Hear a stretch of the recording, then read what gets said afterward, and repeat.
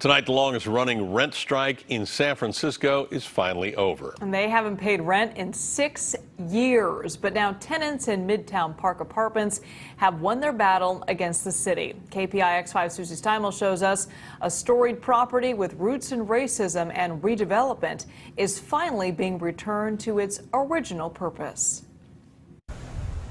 At the Midtown Park Apartments, I guarantee that in every one of these buildings, you'll find somebody who's been here 35 years or more. almost every single resident My grandpa bring us here. is what's considered a legacy tenant. Legacy being a polite word for elderly.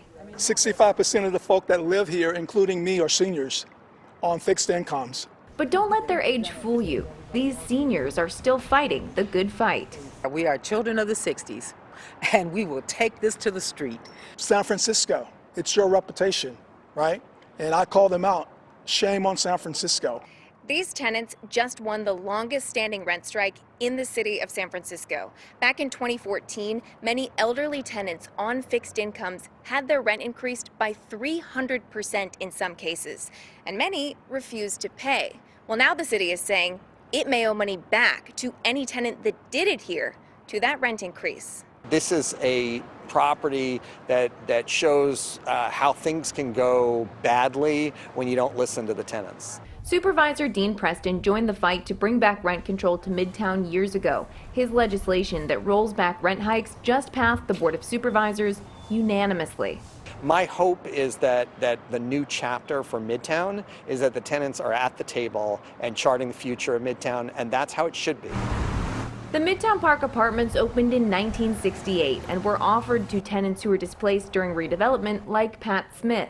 As redevelopment came through, they tore down 104 square blocks of homes, apartments, businesses. Redevelopment started with the Housing Act of 1949, signed by President Harry S. Truman.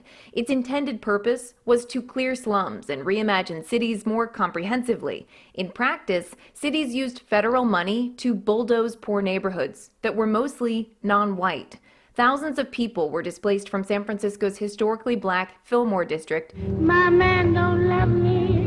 That boasted performances from jazz icons like Billie Holiday, John Coltrane, and Miles Davis.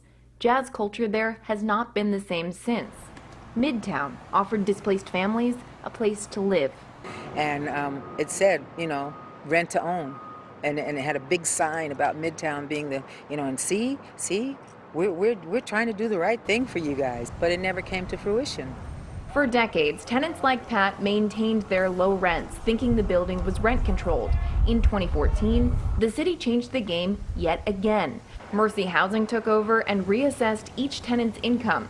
For tenants like Jerry Residoro, rent went up by $500. When I got here, my rent is lower. And then when Mercy came, suddenly it went way up. Many tenants have been on strike ever since, until Supervisor Preston handed them a long-awaited win. Usually the city makes plans and then forces them on residents, and we got to flip that script if we're going to have long-term stability here. I've enjoyed the fight because it's shown the younger people that it can be done.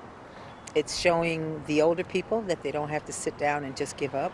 These tenants now have a choice to pay 30% of their income towards rent or go back to the pre-2014 levels. And the fight doesn't stop there. Next, they're working towards ownership, something that was promised to many tenants here decades ago. Susie Steimle, KPIX 5. Keep sending your stories and ideas to Project Home at CBS.com and see all of Susie's reporting on our website.